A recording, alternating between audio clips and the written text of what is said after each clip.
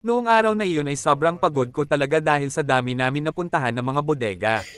Pero hindi pa rin makatulog ng maayos nang dahil sa kakaisip kung paano kami makapagsimula ng aming mini grocery, hindi pala ganun kadali. Buti na lang ay bigla ko naalala yung dati namin kakilala na nagtrabaho sa isang malaking bodega ng mga items ng pang-grocery, at agad ko ito tinawagan, ay bro, nandyan ka pa rin ba sa dati mong amo? Opo bro, ganun pa rin amo ko bro. Bakit bro, bigla ka yata napatawag bro?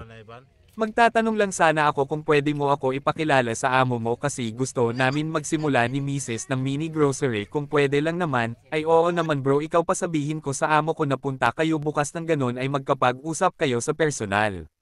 Ay salamat talaga bro, sige bro, bukas pupunta kami dyan ni Mrs.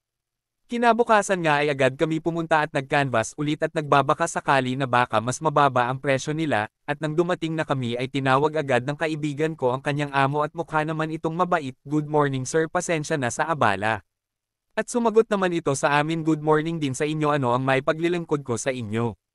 Yan ang sambit niya sa amin, gusto ko lang sana sir magtanong kung halimbawa ay magtayo kami ng mini grocery, magkano kaya ang aabutin?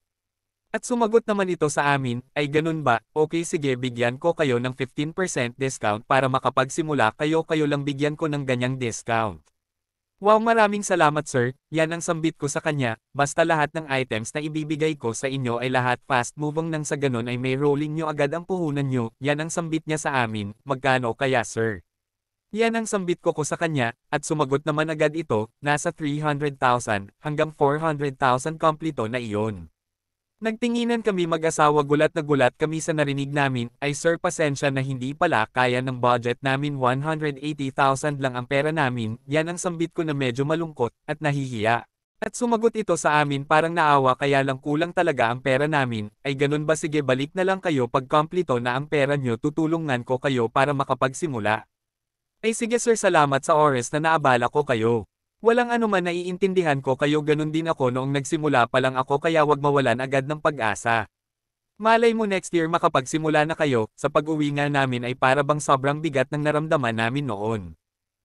Ganun pa man ay nagdesisyon kami na ituloy ang ipon challenge namin taon-taon, nang sa ganun ay makuha namin yung halaga para makapagsimula kami, siguro 4 years from now pwede na siguro tayo magsimula, sambit ko kay Mrs. Buti pa siguro kalimutan muna natin yan, hindi pa ang tamang panahon, darating din tayo dyan, yan ang sambit ni Mrs. sa akin. Hanggang dito lang muna ang ating topic ngayon mga kasari, abangan ang next episode, kung anong taon kami nagsimula.